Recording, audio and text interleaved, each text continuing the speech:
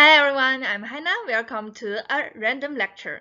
Today I'm going to share something exciting about statistical mechanics. So StatMech actually saved the universe from what we call a heat death. You must have noticed in life that some phenomena are just not reversible. For example, a waterfall never rises without external pump, or an ice cube can't unmelt itself when it's hot outside. It melts. Or when you are cooking, the cooked food never uncooks itself. For all these phenomena, you can blame the second law of thermodynamics. So here's how the second law of thermodynamics works. Just as there are many ways to transfer money, there are many ways to transfer energy. You could transfer energy through work. The work is the transfer of energy that's meaningful, big, macroscopic, for which people may get paid. For example, moving things, chemical reactions, writing a thesis. Another not so awesome way to transfer energy is through heat.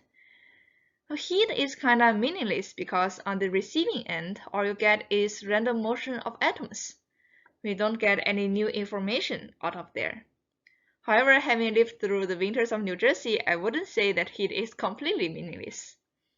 Now, the second law of thermodynamics says that if you and I are trapped in an isolated system, and if my temperature is higher than yours, I give you a bunch of energy through heat, then you are not able to repay me that same amount of energy through work. In other words, heat can't be completely used to do work. Therefore, in that isolated system, there will be less and less meaningful things going on. And entropy, the measure of disorder, will always increase. Now, the truly scary thing is that the universe itself, by definition, has no exterior. It's an isolated system. Since the Big Bang, the entropy of the universe is ever increasing, according to the second law. That line of thought extrapolates to a heat death of the universe. Heat not in the sense of hot, but in the sense of maximum entropy, in the sense of no work. As we know, information is negative entropy. As the universe ages, it increases its entropy, it loses information. That is to say, the universe forgets things. In the end, there will be nothing meaningful left. If I have to choose a photo for the heat death, I will choose a winter photo. Because even if the name is heat, it will be a death where there's no life, no structure, no meaning at all. So is the heat death unavoidable? Well, our hero here is statistical mechanics, founded by Ludwig Boltzmann. Boltzmann thought that the second law is not just a deterministic monster that nobody can explain. It's actually something probabilistic. It's a consequence of the statistical collective behavior of many atoms in the world. Here is an example of what this means. Suppose your atoms are 6 fair coins. We toss all of them. Here is an ordered outcome. All the coins have heads up. As we can see, the probability here of having this configuration is very low. Here is a disordered outcome. You have any 3 coins heads up, the other 3 tails up. As we can see, the probability is now much higher. So if we are looking at a random bunch of coins, it's much more likely that the configuration we see is in disorder, it's a mess.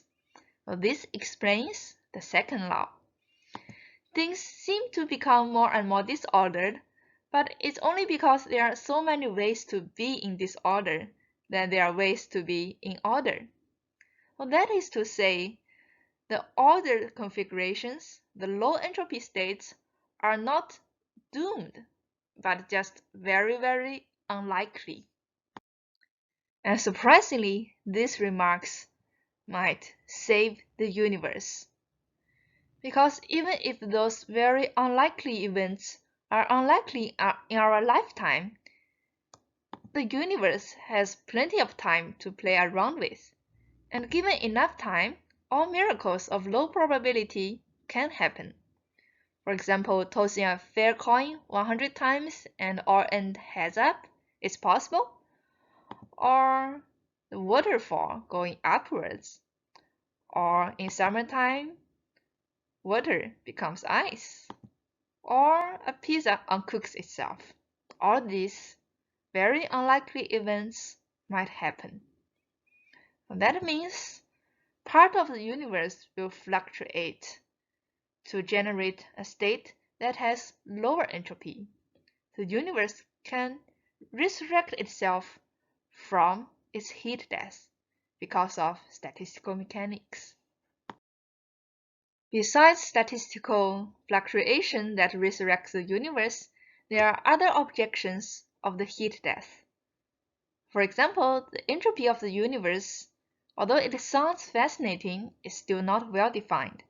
And even if it's well defined, the entropy of the universe may not increase but just stays constant. That also doesn't violate the second law.